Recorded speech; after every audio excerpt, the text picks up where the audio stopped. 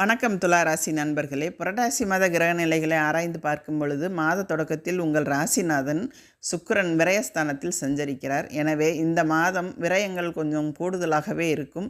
வீடு மாற்றம், இடமாற்றம் போன்றவை எதிர்பார்த்தபடி அமையும். அஷ்டமத்தில் குரு இருப்பதால் ஆரோக்கிய சீர்கேடும் அலைச்சலும் அதிகரிக்கும். எதையும் ஒரு முறைக்கு இருமுறை செய்யும் சூழ்நிலை உருவாகும். உங்களுக்கோ உங்கள் குடும்பத்தை சார்ந்தவர்களுக்கோ மருத்துவத்திற்காக ஒரு பெரும் தொகையை செலவிட வேண்டிய நிலை ஏற்படும். கும்பம் ராசியில் சஞ்சரிக்கும் சனி பகவான் இந்த மாதம் முழுவதும் வக்ர இயக்கத்தில் இருக்கிறார். உங்கள் ராசிக்கு 4, 5 ஆகிய இடங்களுக்கு அதிபதியானவர் சனி. அவர் வக்ர இயக்கத்தில் இருப்பது அவ்வளவு நல்லதல்ல. சுகக்கேடுகளும் வைத்திய செலவும் அதிகரிக்கும். துணிவும் தன்னம்பிக்கையும் குறையும்.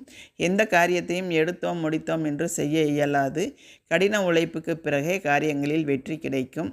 பூர்வீக சொத்துக்களை விற்று புதிய சொத்துக்கள் வாங்குவதில் ஆர்வம் காட்டுவீர்கள். சனி பகவானுக்குரிய சிறப்பு தலங்களில் சென்று வழிபாட்டு செய்வது நல்லது.